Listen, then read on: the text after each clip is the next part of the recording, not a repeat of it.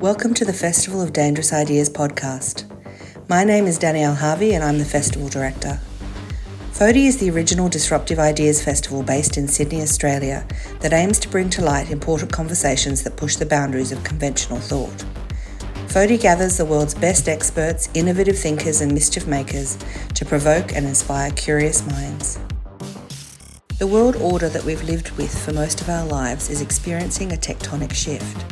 We have unprecedented levels of prosperity since World War II, but as a growing cohort of demagogues and autocrats begin to lead our world, there is something quite telling in how populations are responding to our levels of success. Is our world order functioning the way it was set up to? And how do we decide who best represents our decisions and values? Join journalists Avani Dias, Cheng Lei, and Hamish Macdonald and Tech Policy Director Johanna as they discuss a world living on the precipice of change and what comes next. This is the 2024 panel discussion, Wrecking the World Order, chaired by journalist Matt Bevan.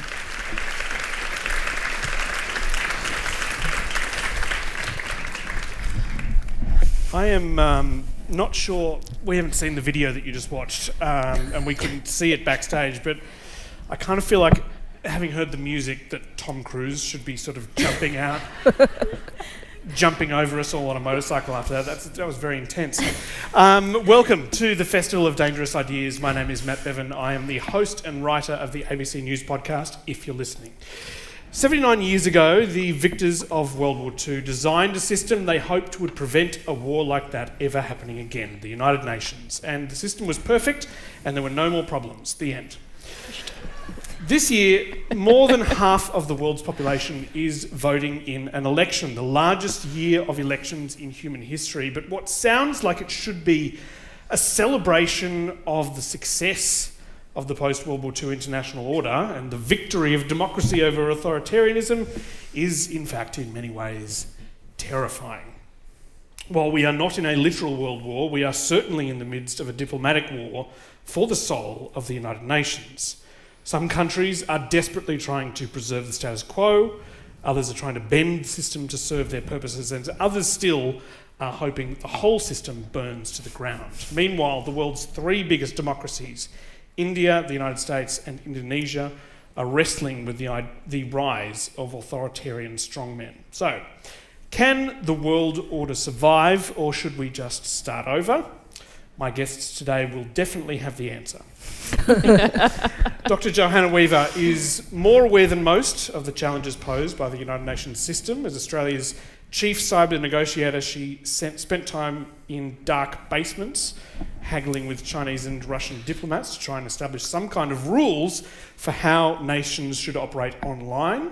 She has now extricated herself from those basements and is director of the Tech Policy Design Centre at the Australian National University. Avani Dias is a colleague of mine at the ABC. From her post as a foreign correspondent in India, she recently hosted and produced an excellent podcast series about the life and politics of Prime Minister Narendra Modi. But before she was done, she was told that she was no longer welcome in the country and her visa was not renewed. I wonder if those two things are connected. She is now a reporter for Four Corners. Hamish Macdonald and I used to wake up very early in the morning to work as a double act on Australia's nerdiest breakfast radio show, RM Breakfast. He's also one of the regular hosts of The Project on Channel 10. But before all of that, he was one of the most daring foreign correspondents in the world, flying at very little notice to the scariest places on Earth to report on conflicts, bombings, nuclear disasters and uprisings, whereupon the legendary TV anchor Diane Sawyer would really improve his day by calling him Mac, which he loves.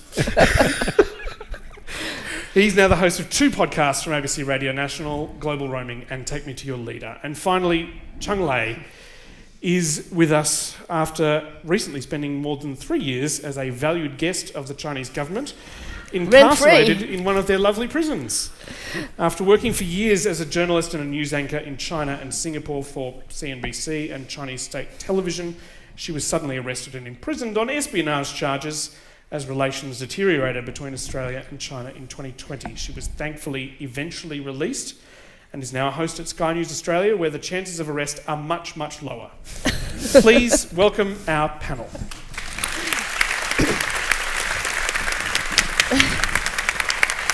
We've got a lot to talk about, and obviously only an hour to do it. We'll try to get some questions at the end, but obviously keep them short and sweet, and keep them as questions. Cheng Lei, I want to start with you. As the person... To make up for all the time that I couldn't have a voice, right? That's right. You can talk for the next 49 minutes. We would all be fine with that. Oh, yeah. Firstly, as the person with more first-hand experience than most of the capabilities of an authoritarian country, what can you tell us about your life in Chinese detention? I think many people are seduced by the glamour, the success and prosperity of China, and that can't be denied. And I was one of those who saw all the positive things that had happened. But when you are in a system that did not give me any contact with my family except for one phone call, I asked for a recorded message from my kids for over 2 years, nothing. But then, because of extended diplomatic efforts, I got one phone call. That was seen as a big act of benevolence. So when you have such differing standards of humanity, there's a quote that how you treat your incarcerated is your statement on humanity. And in that, I think very little is known about China's standards. It does have the world's second largest number of incarcerated people after the US, but how they're treated, the black prisons, the Chinese spelling for hell is RSDL, residential surveillance at a designated location. Can you imagine if you are in a dull room with just a bed and you are guarded, not just watched by cameras, but two people, one sits next to you, one stands in front of you every minute of the day for 6 months while you are interrogated about every part of your life, and you have no access to lawyers until 10 months and many confessions later, and you have no access to your family, and you feel like you are in a coffin. I didn't even find out that Biden had won the election until months later. This is the news nerd. But the amount of the lengths they go to break you down without visibly breaking anything, it says a lot about their mindset. I think a lot of us who were following that story while you were in prison were struck by the fact that there were absolutely no pictures of you for years. We did not know. All we had was sort of file footage of you as a news host, whereas many other authoritarian countries, we at least get to see the prisoners from time to time. At least Russia has a Navalny. Where is a Navalny in China? Yeah. This is possibly a bit of an odd question, but I've thought about... I've spent a little bit of time thinking about what I would do if I had nothing that I could do for 3 years. You have experienced this recently, obviously. What did this deprivation of stimulus in a Chinese prison spark in you creatively? What did it change about you? I think one is forced to be mentally very strong, but I did see cellmates who were catatonic, who wouldn't speak for days, and brain atrophy is a real thing for the incarcerated, especially in China, where it's particularly strict. But if you are strong enough, then you will find freedom from within, and that's not just a Crowded House song. You will remember everything that you ever gained hope and courage from. I was lucky enough to have interviewed many inspirational people. I read 300 books, Chinese and English, in detention. And when I only could sit like this, like properly, back straight, and not move, and not make a sound for 14 hours a day, I would write stories in my head and translate long poems and rate every interviewee. I'm not going to tell you who I rated the highest or the lowest. And really, really dig inside yourself. And And once I had cellmates, there's that perennial question. Would you prefer to live in a no-respite, close proximity setting with someone who is dull but nice, or someone interesting but mean? And I know, same goes for marriage, right? But it's really tough. You cannot even talk about someone behind their backs unless they're flushing the toilet, and then you have 15 seconds. So you start to communicate with your eyes like, oh, Hamish has been so annoying. Oh, that body odor. So you're sleeping 30 centimeters apart, and you are in this 3 by 7 meter cell all the time together. I don't know who your ideal cellmates would be. It'd be interesting to find out. I've been chatting to Lei for the last hour or so since we arrived, and her sense of humour is extraordinary. Obviously, the time in prison did not dull your sense of humour. In fact, you have to be your own comic. So I would think up outlandish situations like, what if Kim and Goebbels and Churchill were in my cell? What would they say to the cabbage goo that's being ladled out? And I used to think Churchill would probably say, "We will never, ever eat this filth." And then I would try to relay the jokes back through the embassy officials to my family, so they knew that I wasn't sinking. The Chinese government says that this system is the only way to maintain order in a society with a population as big as theirs, basically saying that there is an upper limit to how big a democracy can get and still function. What do you think of that argument, having experienced China and having observed the state of democracies around the world? I think Avani probably has a lot to say about large populations and democracies, but how you define democracy these days is probably questionable. Some would say so-called Western democracies are more like aristocracies, where your political participation is limited by your social influence and economic authority. And that once you get above the grassroots level, that individual votes don't really affect the ultimate political outcome. But I think China's repression of civil liberties is getting much worse. The censorship is unbelievable. And you can now watch sitcoms or comedies, skits from the 80s in China, the 80s, pre-Tiananmen 80s, and they would not be allowed today. So, a small thing like humor to freedom in other areas, and how can it say that it is a democracy? Avani, as Lei says, you spent a lot of time looking at a democracy that is now larger than China. What do you make of her observations in the context of India's most recent election, which actually was quite a surprise to all of us? Yeah, I guess the difference is India says it's the world's largest democracy, so you can openly bitch about your colleague's body odour, you can just talk about Hamish openly. I'm freshly showered, well deodorised. He was at the gym this morning.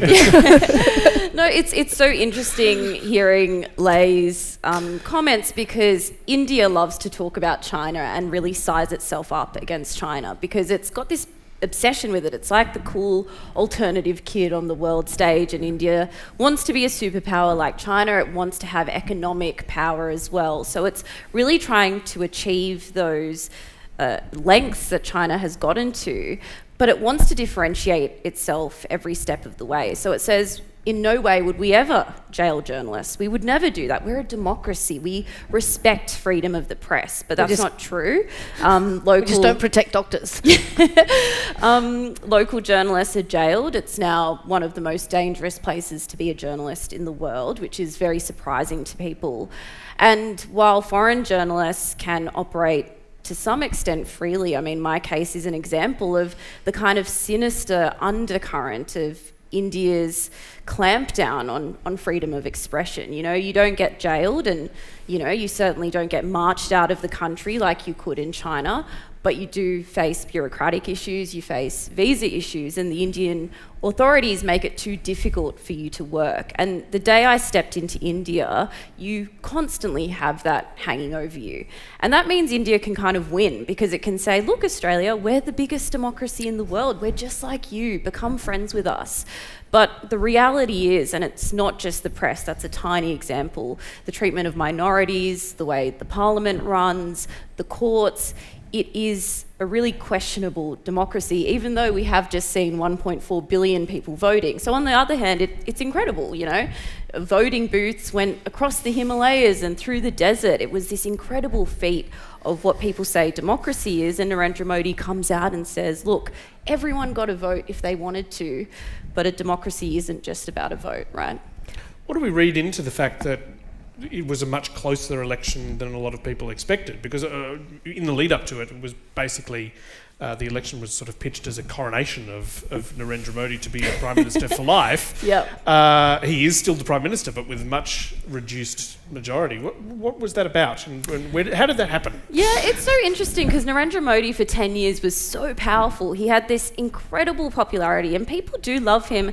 And from my time there, it was incredible to see the strides that India has taken. It wants to come out from this position of being this poverty-stricken country that no one respects. It wants to be recognised like the US and China. And Modi's done a lot for the development of the country and for its recognition on the world stage as well. And then it was really interesting to see that Modi won, but with a much smaller majority than was expected. And there was a lot of hope at that time. You know, my journalist friends were saying, maybe this is going to change the fabric of India and bring it back to what it was. You know, there were always issues in India. It's not like it was perfect, but there have been concerns under Modi about how democratic freedoms are functioning.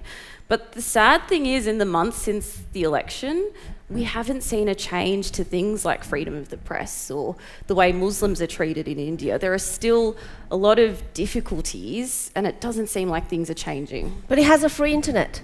That's true. Yeah, it's pretty good internet, to be honest. And their television is extraordinary. I mean, I love watching Indian news television. It's like nothing else. You know, Q&A, imagine Q&A, but everyone is literally... on steroids. On steroids. It's extraordinary. Yeah. It's amazing. I love it. Avani, China, Russia and the US have an obvious advantage when it comes to the world order. They are permanent members of the UN Security Council. India does not have that, but it is rapidly coming towards a position where it is of a similar economic power to China and the US. What does India think about the way that the world order works, and does it need to change from their perspective? Well, India is desperate to have this superpower status. So it wants a seat on the UN Security Council. It wants recognition like that. But it feels like there's too much conflict and too many alliances. Since India became an official nation in 1947, it's had this rule of not being aligned with other countries. But that's slowly changing. It is making close relationships with the West. It has a deep relationship with Russia. I mean, Modi went to Russia recently and gave Putin a bear hug, which was weird and interesting to watch. So I kind of want one of those hugs. I mean, I'm not, you know, we can give you a hug. I don't know that it'd be as warm and cuddly as Narendra Modi's hugs. And wasn't that on like the day really that hugger. Evan Gershkovich was sentenced? Yeah. So it was an interesting thing, and the West got quite annoyed about that meeting. But the thing is that for India to be recognised, it still needs further economic gains. And, you know, there are questions as to whether a democracy of that size can have the economic success of a country like China. And there's a lot of internal questioning about that in India, for sure. Hamish, you've got a new series of Take Me to Your Leader coming out soon, looking at some disruptive and authoritarian leaders in a number of middle powers. You've already talked about Putin and those guys. But this time you're sort of talking about leaders in Argentina, Indonesia, Hungary, Iran. And you've also talked about Giorgia Meloni in Italy.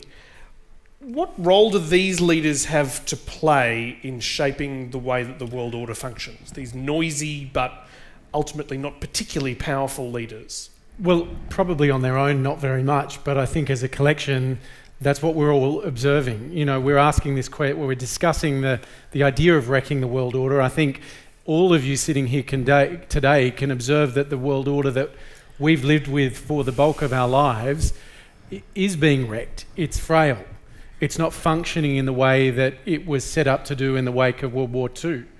It has led to an unprecedented period, largely of global peace, of prosperity, of growth. If you think of the billions of people around the world that have been lifted up out of poverty ever since World War II, it's been an incredibly successful model.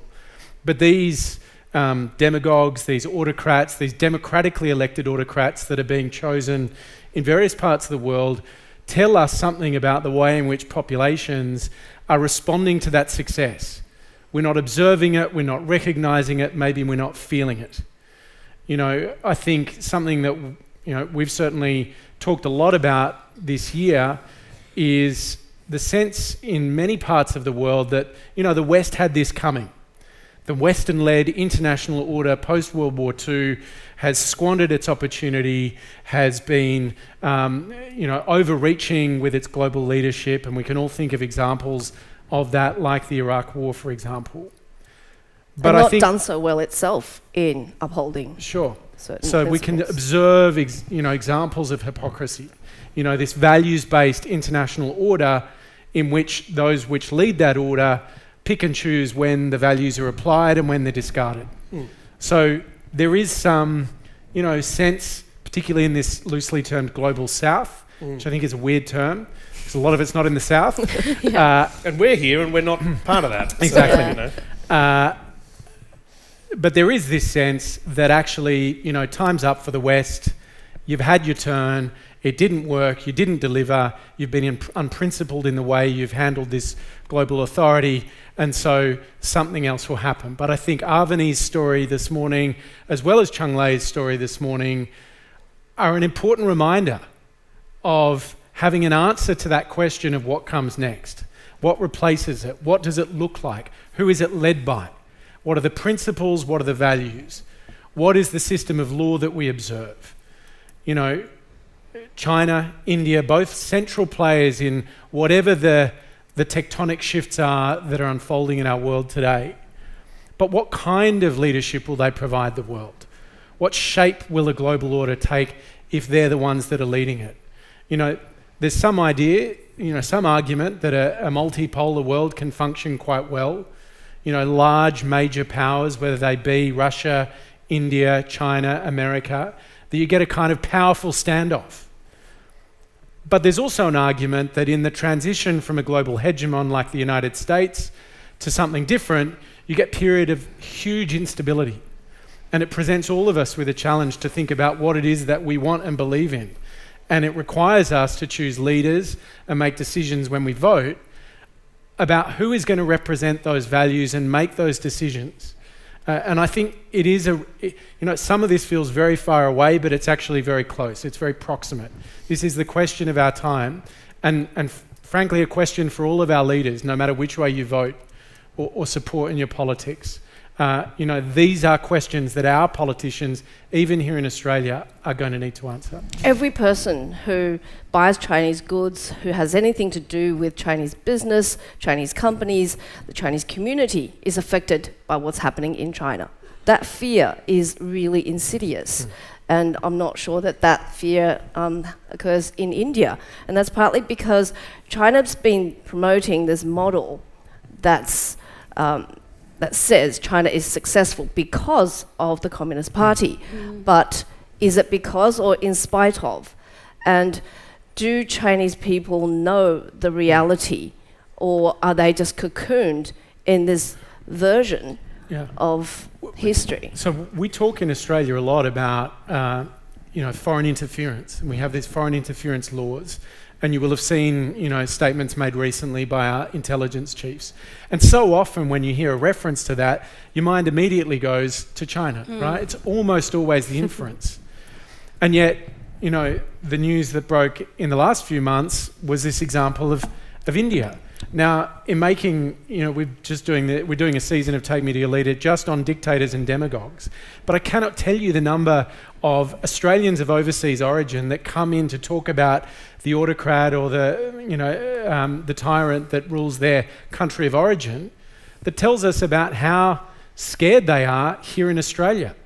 Whether it's people talking about Sheikh Hasina in Bangladesh, talking about, obviously, the Indian example, Mohammed bin Salman, Saudis here in Australia that are afraid to come into a studio at the ABC and just talk factually about what the rule of Mohammed bin Salman is like, because they're worried both for what will happen to them here because of agents that they believe operate in this country, but also because of what will happen to their families back home. I think we need to be alive to this when we're thinking about a wrecking of the international order, because it will be huge change for us if the order that has existed for our lifetimes just disappears. And that's the thing that these two have just made this point, is that it's very convenient to hate on China and think that China is the only enemy, quote unquote, in the world, and that's what the Australian government loves to do as well. But it neglects to realise that Indian people, which are now one of the second largest migrant population in Australia, Indian Australians, many of them are fearing their regime clamping down on them here in Australia. They're Australian citizens of Indian origin freaking out about Narendra Modi's regime clamping down. And people don't realise that or acknowledge that that's a dangerous and concerning state of affairs. Dr. Weaver. We've asked all the questions. She's got the answers. She does some of them, maybe. This is kind of your area. This is in terms of people using cyber tools to spy on their expats in Australia. That's one of the things that you would have been working on as a cyber negotiator for the Australian government. Is there anything that can be done about that problem, or is there any defence against it, or do we basically just have to try and ask them very nicely to stop? Well, look, I think when it comes to spying, the thing that people are often surprised about is there's no law against it, right? There's no international prohibition against spying. It's, some would say, the second oldest profession that exists. So in the negotiations that I was involved in, it's not the activities of Russia and China to spy on citizens or India is actually carved out. We just don't talk about it. But likewise, Australia has an intelligence agency, ASD, whose purpose is quite clearly stated to reveal their secrets and to protect our own. So there's a quid pro quo when it comes to intelligence activities. Of course, there are domestic laws, though, that prohibit that type of activity, and then it comes down to enforcement. So are we actually going to take action? And certainly Claire O'Neill, when she was the Minister for Home Affairs, made some strong statements using the Iranian examples. It's always interesting, the examples that the government uses. Very rarely do we use China as an example. And so I think there have been attempts to do this, but the legal frameworks that we're operating in are designed and crafted in with such nuance. And really, Cheng Lei, I was very struck by what you said about being within detention and being individually broken without visible signs of being broken. And I think you can extend that to the international world order. We all in this room know it's under pressure and that it's breaking, but when you sit within the framework of the United Nations, it's so insidious, the way that they are manipulating and using it, that you spend as a diplomat so much time, like years often, and the success at the end is that you've managed to prevent backsliding, that you've managed to prevent the status quo, you've managed to save the status quo, not make it better, but to prevent it getting worse. I love your idea about a new club where economic might is not right. Yeah. So, why don't we talk about that? China and Russia obviously want to change the system. You're talking about the amount of effort that it takes to just, it feels like, you're sandbagging the doorway in order to try and stop change from flooding in. Is there some prospect of democracies moving house rather than trying to stop the flood coming into their front door by creating some sort of a new order and structuring it in a way that would be more useful to democracies. Yeah, I think that the sitting in a house sandbagging it is an excellent analogy. If you think about, we have a giant bulldozer out the front with a wrecking ball coming backwards and forwards towards the house, right? And we are sitting there building a few sandbags to try and defend the house. And I just don't think that's going to be enough. So I think we need to sort of sneak out the back and bring together an interesting grouping of nations and also potentially companies to say, what is it that we stand for as the world order? If you think back to the establishment of the United Nations, many things have changed. One, we have very different allies. So the founding partners of the founding members of the United Nations was the US, the UK, China, and Russia. It was a club of nations united. You know, we hear United Nations now, and it's the United Nations. But it was an idea that we would bring together our allies to fight against what was then the axis of evil, Germany, Japan, and Italy. So the club has changed. The power dynamics have changed significantly. Think about the power of companies, particularly tech companies these days, and the global reach and influence that they have, the way that they impact individuals' lives globally in a way that companies, they were global companies, but it didn't impact citizens the way that companies do now. So if we were looking to create a new world order, keeping in mind that actually it's an evolution, and we've already done this, right? There was a League of Nations before there was the United Nations.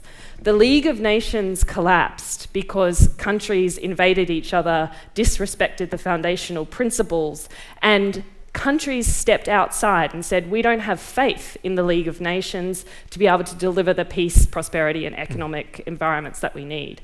And I think we're in a similar moment, but I have to caveat by saying I truly believe in the values and the principles behind the United Nations. I think we need to update them, and we need to kick out the members of the club that are not respecting the rules of the club. And if I can just perhaps posit what I think some of the rules of the club should be, we need to, obviously, peaceful settlement of disputes, free and fair elections, and you'll notice I don't say democracy, which is an important distinction. That we should also have a commitment to climate change. You can't be in our club if you're not committed to reducing emissions. Free press. Well, the next one I'm coming to is human rights, which includes, in my view, free press. These are, and economic development is the third. And you'll notice I don't say economic growth, I say economic development.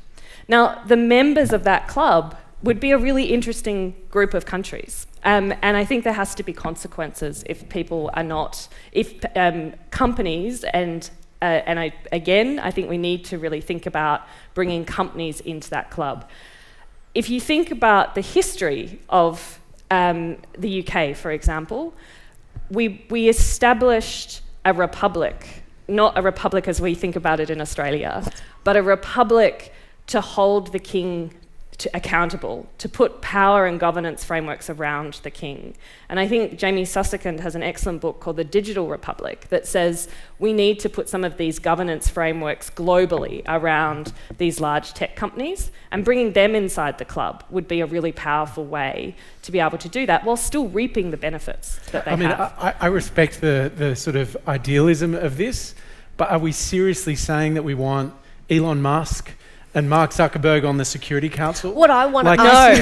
This is the idea of bringing tech companies into the tent, to my mind, given the state of chaos in the world and the role that these tech companies are playing, is insane. But it's they're not interested in law, they're not interested in order, they're not interested necessarily in freedom of the press. In fact, they want to crush free press by stealing their business model. I mean, these are not the people that are going to give us a better world order. And my response to that is, the people that are, the entities that are in the club are those who agree to the principles, right? So they would not be But then it's not a world order. I mean, if you think about the principles you're outlining, how much of the world is actually going to fit into that category? It's going to be a very small club that's going to be dominated by Elon.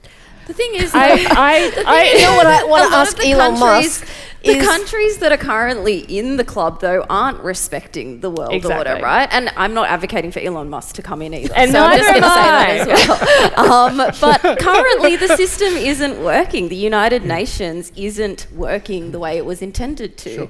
So, you know, they're not respecting the rules. Elon Musk and Zuckerberg won't either. 100%. But if you think back to the Iraq War, right, and George W. Bush, the weapons mass destruction stuff, the argument that was made at the time is that these international institutions are only as strong as the biggest players in them are willing to make them. So this is a question not just about, you know, China and India and the sort of outsiders, if you like.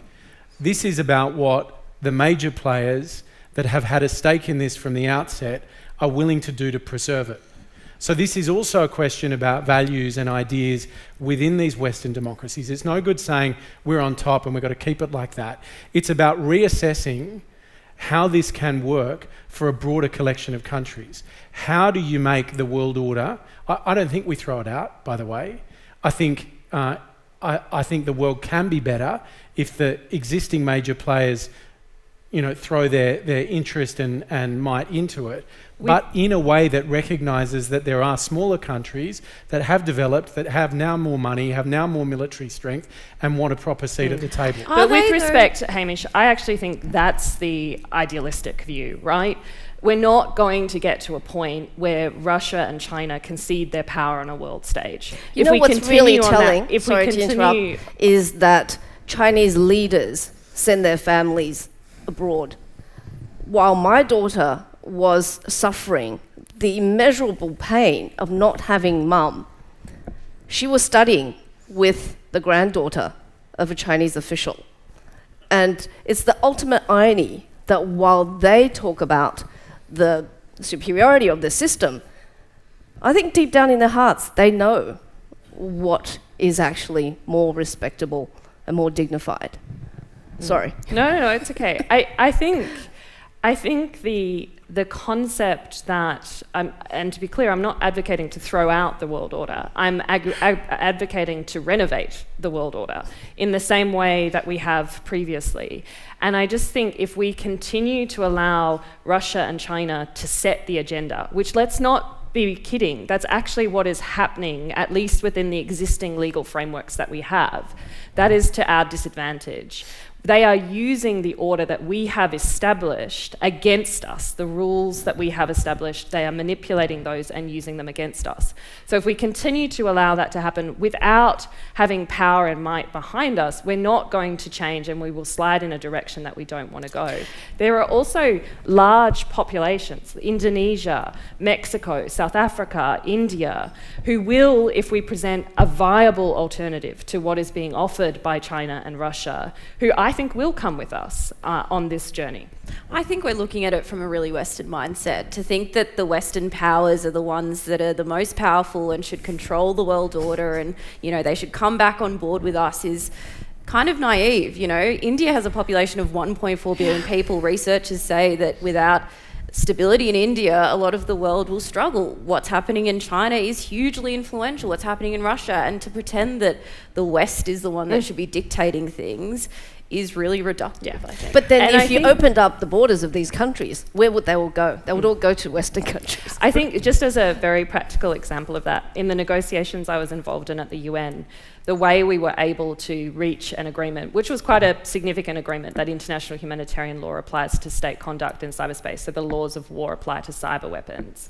The way we were able to do that was negotiations among the great powers, so Russia, China, the US and myself in a final cabal on the last day. But that wasn't enough. We then had to go out, and it was because I had worked so hard with India, with Indonesia, with Mexico, that we managed to get that agreement across the line. And so it is the combination of working all of those angles that will actually drive the agreements that move us forward. And I don't think it is about I mean, the West is clearly not in a position to dictate terms anymore. I think anyone that imagines that, it probably needs to do a bit more travel.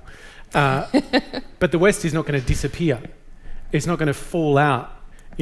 Whatever you say about decoupling, that's a very complicated thing to achieve. But, in many ways, the United States is about to make a choice which is really going to influence this. Yeah. There's two very, very different propositions. One is about an isolationist America that doesn't want to be involved in solving the world's problems. Another, expressed, actually quite strongly by Kamala Harris in her convention speech in the last 24 hours about America's role in the world and how she sees its place. Strong on NATO, strong against Russia, strong against China in the AI and space race. It's a stark difference, and it will, whether America opts in or opts out is going to, I think, influence the rest of our lives. At the same time, though, imagine if India and China came together. No one would care about the West. I want to actually ask you about But they've got the world's biggest disputed border. I know, and it's probably not going to happen in our lifetimes, but are they both going to have the Great Firewall? Maybe. But that being said, there is certainly signs that at least Modi and Xi Jinping are willing to talk to each other in a way that they hadn't previously, particularly between sort of 2020, 21, 22. They've now met each other. They've had some conversations. They've stepped back a little bit from the border dispute in the frozen canyon in the Himalayas, the most dramatic, straight out of James Bond, where they have these little border skirmishes. So, do you think there's any sign of India and China potentially not uniting, but at least being able to cooperate with each other in some way? Firstly, on those border skirmishes, there's no weapons around, so sometimes they throw rocks at each other, which is... yeah. I was there years ago for Al Jazeera up in Ladakh, and the Chinese, so it's part of Kashmir, and the PLA had been flying over and dropping pork products into Muslim areas. It's a bit basic in some ways. And to Matt's point about the Indian news channels, they went berserk. Oh yeah. It was like... But what's interesting, we forget, right? So when India became, post-British rule in 1947, and in the years after, the first Prime Minister, Jawaharlal Nehru, there was a lot of talk about India having this permanent seat on the UN Security Council, and Nehru actually said, I think China deserves it. There was actually cooperation between... I know, I bet Modi's like, why did you do that? But, there was cooperation and respect between these countries at some points in the last few decades. Although he's talking about giving it to Chiang Kai-shek. Yeah, exactly. It's completely different. But there is a reality where they might both wake up and put aside their differences and realise we're stronger together, and that's a scary reality for the West. Particularly with China in the kind of situation that we've seen it in the last year or so, where they seem to have sort of realised that something is deeply amiss in their economy and starting to panic a little bit. Do you think that will potentially change their posture towards the rest of the world? We've seen Xi Jinping meeting with people that he previously wouldn't return the phone calls of. What do you think, Lei? I think that's more for optics. I think... They're buying our coal again. I think deep down, it's all about them. It's all about solidifying control. But isn't it all about us for us as well? So I'm not defending China at all, but I think it's every nation will always want to defend their national interests. We have an opposition. We have pluralism. Yeah. They don't. I agree. And I've always wanted to ask Elon Musk how you can allow Chinese officials to go on X and tweet the government line.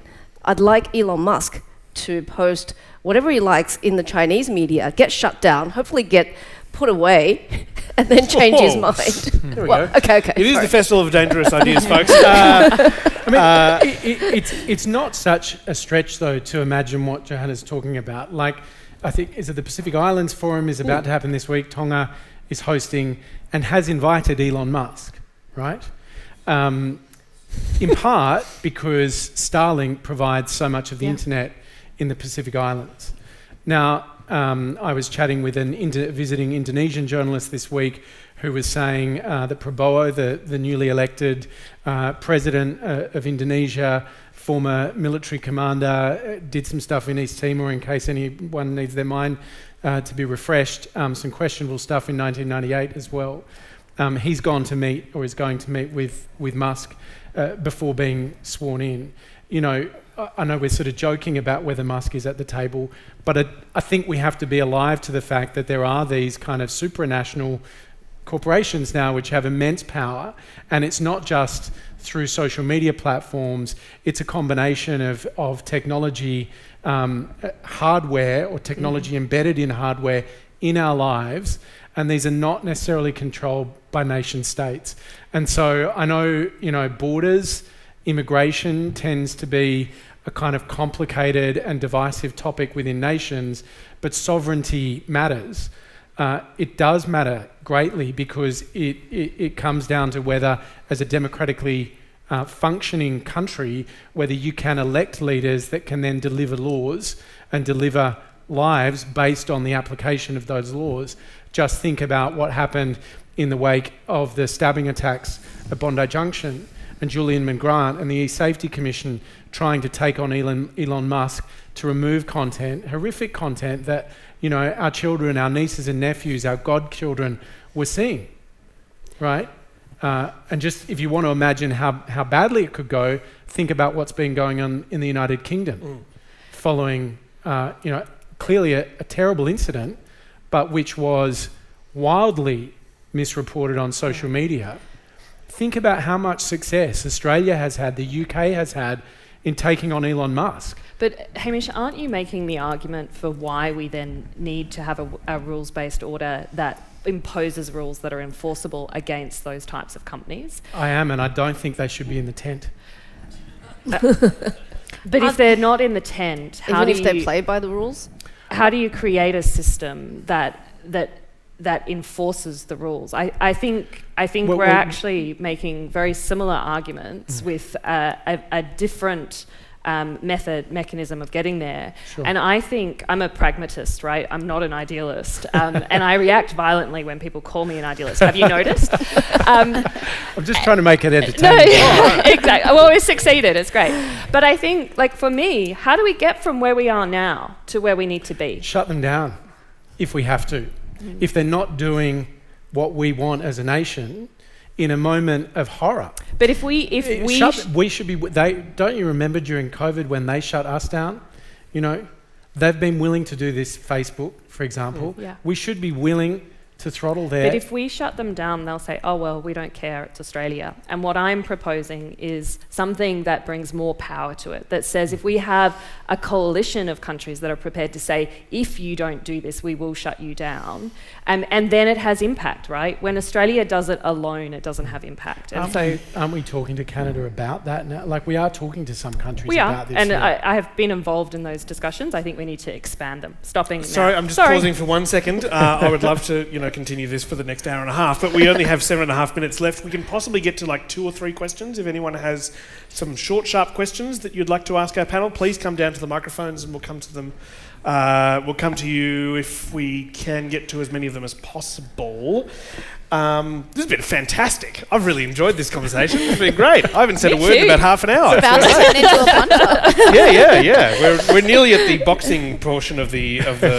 I've got my nails, especially for it. I have been admiring those. Yeah. He was at the gym this morning. Okay, let's start on our left. Yes, sir. Please ask your question. What have you got? Europe is feeling the pinch now, being squeezed between the superpowers of America, China, Russia. One of the 2 leading countries in Europe, France, is nearly ungovernable at the moment already, and the other one, Germany, has important elections coming up. I'm surprised that we in Australia still have the 2 major traditional old parties who keep somehow a balance, and those parties are getting decimated in Europe.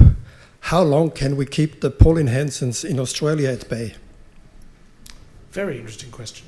Does someone want to jump on that? Not really. We spoke to Rory Stewart, if anyone knows, the former British politician Rest is Politics podcaster. He's our guest on Global Roaming this week, if you want to download something after this. Rory was talking about that at length. And actually, he pointed to the teal movement as something that actually gives him a lot of optimism about politics on his side of the world. It sort of shocked us, actually, the degree to which he knew about it.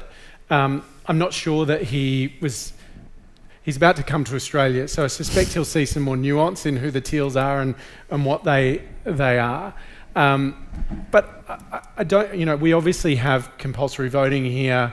We have preferential voting. So I think, it has, clearly, I think the data shows it's kept our politics, closer to the centre than what some of these other democracies have, particularly in Europe. When we were discussing this with Rory Stewart, and I think it has been said to him by other people as well, it's hard to imagine how something like a teal movement would even get off the ground in the UK where they don't have preferential voting. It's that first past the post. So I don't know whether that answers your question, but... Two-sentence addition. One, we need to stop calling Russia a major power. It isn't anymore. And two, social media. And so looking at the regulation of social media to prevent the continued splintering and polarisation, a topic I can talk about at length. Tech Mirror, my podcast, if you're interested. I'll do all the podcast plugs again. We've all got a podcast. None of us have got books to sell. Yeah, exactly. Podcast. Okay, we'll go to another question over here. Yes. Hi. Johanna, in your opening statement, you said something about the United Nations being used to resolve conflicts peaceably. Do you think, and I'm thinking about perhaps failed states like Haiti, I'm thinking about the North Korean situation, I'm thinking about Taiwan. Do you think it's right for us now to consider that national boundaries should be immutable and fixed in stone, fixed in time, and that era of kind of wars going to and fro across boundaries is behind us? And if so, how do we move forward with situations where there's a fire in the house next door constantly through climate change or bad weather or just corruption? And how do we resolve those inequities and those conflicts in your view nowadays? World peace.